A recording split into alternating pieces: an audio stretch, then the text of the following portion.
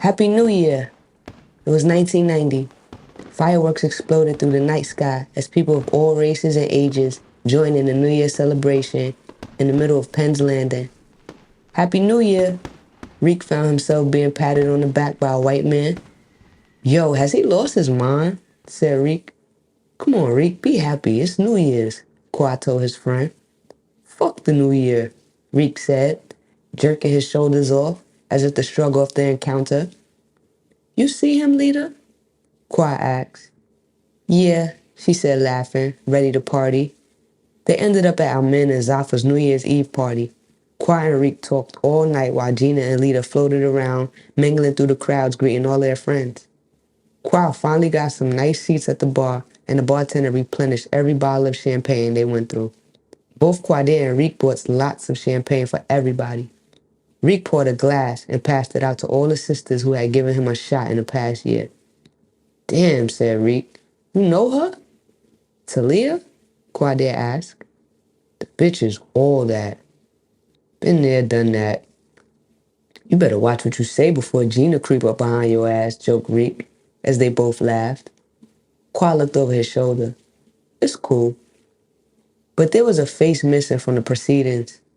Reek observed, the shit is fucked up about the boy 40.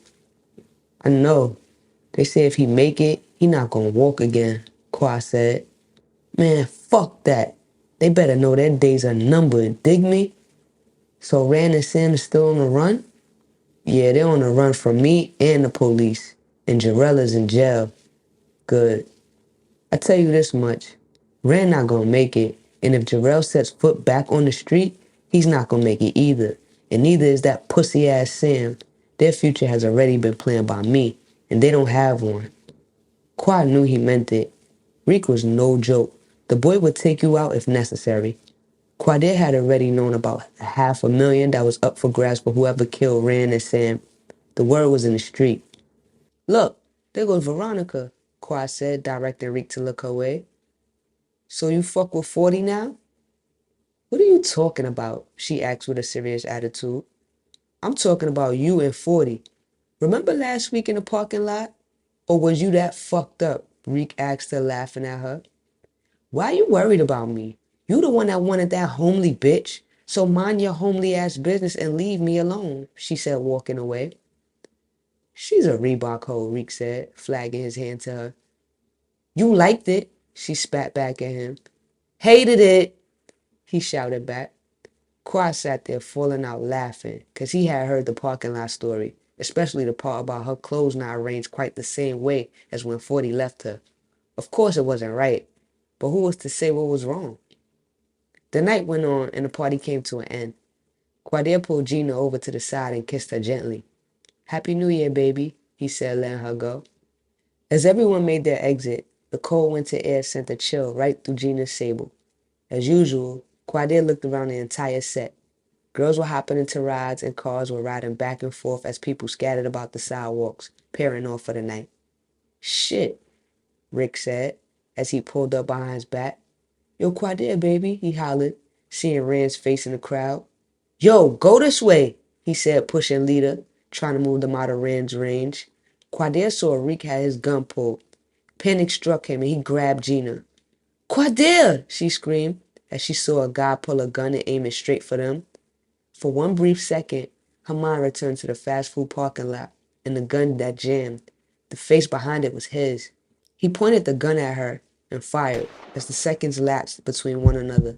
Gina's heart pounded like waves against the seashore as Quadir threw her body to the ground like a protective shield. The party people out celebrating New Year's Eve were caught in the middle of a drug war as hundreds scattered, screaming and ducking down on the ground. Quinny Day saw Quadir go down and began firing aimlessly into the air. The sound of gunfire left Gina alone to a point no one could touch her as she huddled in Quadir's strong arms. Rason spotted Sam and Kyrie and began firing at both of them. He watched Kyrie tumble to the ground as bullets pierced his lower abdomen. Reds took a shot in the arm and fell behind a car parked on the street. Jamal saw everything in front of him. He stopped his car dead in the middle of traffic. He reached under his seat, jumped out of his brand new Mercedes-Benz, and aimed for anybody he knew Reek wanted dead. Reek took his time as he aimed carefully. From nowhere, The bullets hit him, crippling him to the ground. His back burned like fire as the metal ripped through his flesh with all his weight. Reek turned around and fired the infrared Glock, dropping one of Rand's rookies. Reek ducked behind a car as red lasers flickered through the air. His bullets met the enemy as the laser fired directly on his target. His pain was unbearable, but Reek held steady until Rand fell dead to the ground. The deafening silence that followed allowed the remaining Junior Mafia assassins to hear a familiar motor, as a black Ford Cherokee slowed down long enough for everyone to hop in before it sped away, leaving a trail of smoke and bodies sprawled in the middle of the street. The silence of gunfire was like an alarm, alerting everyone that they could come up from their hiding places. People peeked out from under cars, buildings, and windows to see if it was over. "Quadir, come on, they're gone," said Gina, realizing something was very wrong.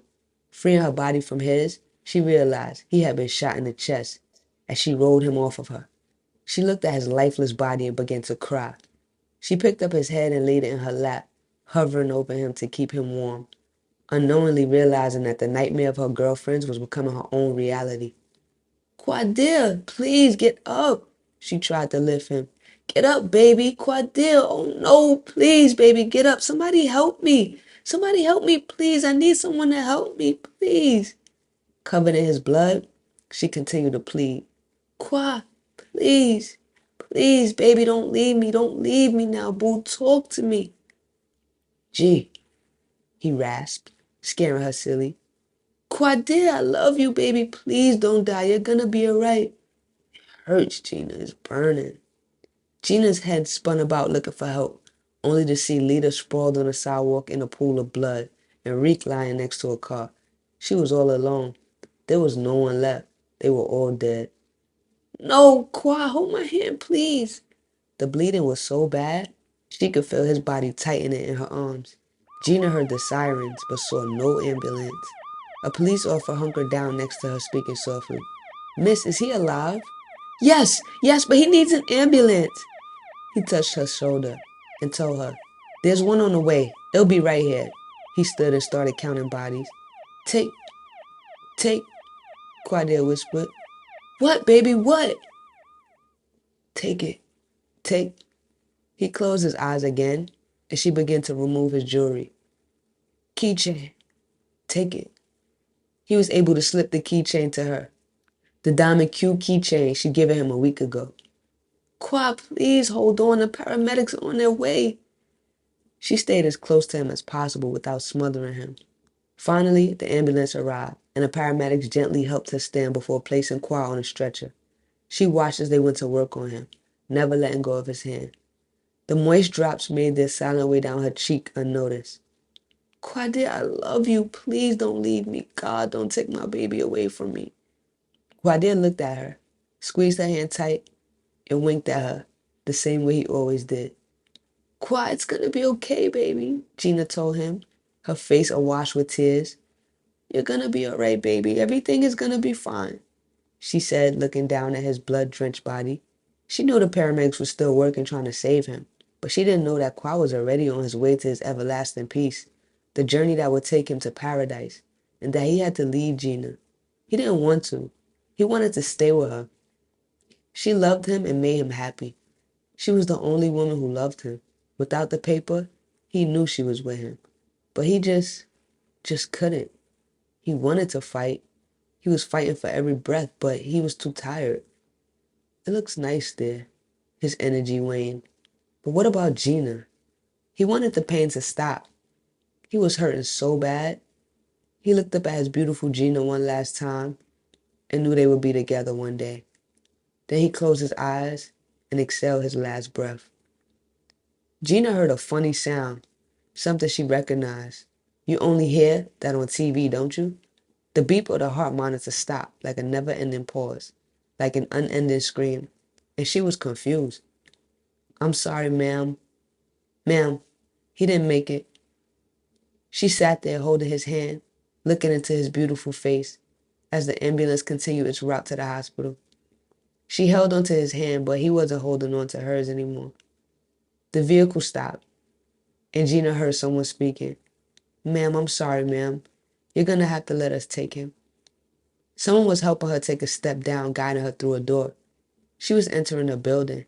She couldn't feel the floor, but this looked like a place where you get help. Yes, help. Help for Quadir. Gina sat in the place they put her and wondered, what is it I have to remember? Something happened. I think. Why am I on this table? Where is Quadir? She noticed a man in gray scrubs. Oh, okay, a doctor. I'll ask him. He'll know what. What will he know? Doctor, she said, where is Quadir Richards? The doctor flagged down a staff member who escorted Gina to a gray hospital bed and pulled back the sheet. She moved closer. Qua, she said. I'm here, honey. I'm right here. You know I wouldn't leave you. Didn't you? She said, her voice cracking. I bet if I kiss him. She leaned into him and kissed his lips. What her soul knew as a fact would not make its way to her conscious mind. Qua's body was cold. Where she kissed him, there was a moisture track in his still cheek that she slowly realized was falling from her own eyes. She felt a vacuum suck the strength from her midsection. She began to shake him as she kissed him, letting all her tears flow into his ashen skin. Oh God, please, Qua, wake up. Don't leave me. You said you would never leave me. A big hole was opening up beneath her, and she tried not to fall in. Why, baby, why? Her man, her only man, the only man who loved her in this cruel, angry, vicious world, lay lifeless in a gray hospital bed. You took care of me. You love me so much. Don't do it, Qua. These words should bring him back. He should listen to me. And yet he heard every word. Qua, I can't live without you. I don't want to live without you. God, please take me too. Please take me with him. She started crying loud and started an orderly. People came in, looked, and then left. She was holding him, kissing him, trying to bring him back to life. Miss, someone said. Miss, you have to leave. Who's touching me? Her arms flew out. Get your hands off me. Miss, please, he's gone. There's nothing we can do. Gina shot him a look that could kill. You motherfuckers can save every goddamn body else. Don't touch me. Don't fucking touch me. She was reciting all over again, like a mantra. Please don't take him. Please don't take him. Please don't take him. God, take me. The orderly couldn't deal with it and called the nurse's station, glad that Quadir's parents had arrived. He asked for their assistance. Sir, his wife is distraught.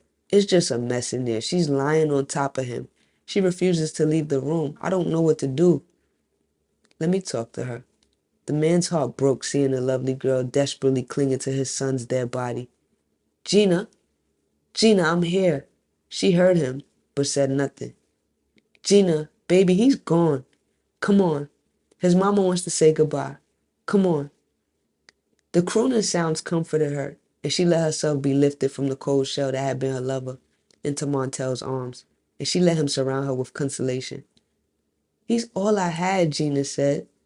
All I had. He was my life. Without him, there's no me. I can't live without that man. I don't want to. Yes, you can, Gina. You have to live. You have to be strong. Why you think my Quadir loved you so much? Because you're so strong, he loved you. Gina, you meant the world to that boy. It was just his time, Montel added, as tears filled up his eyes and slowly melted down his cheeks.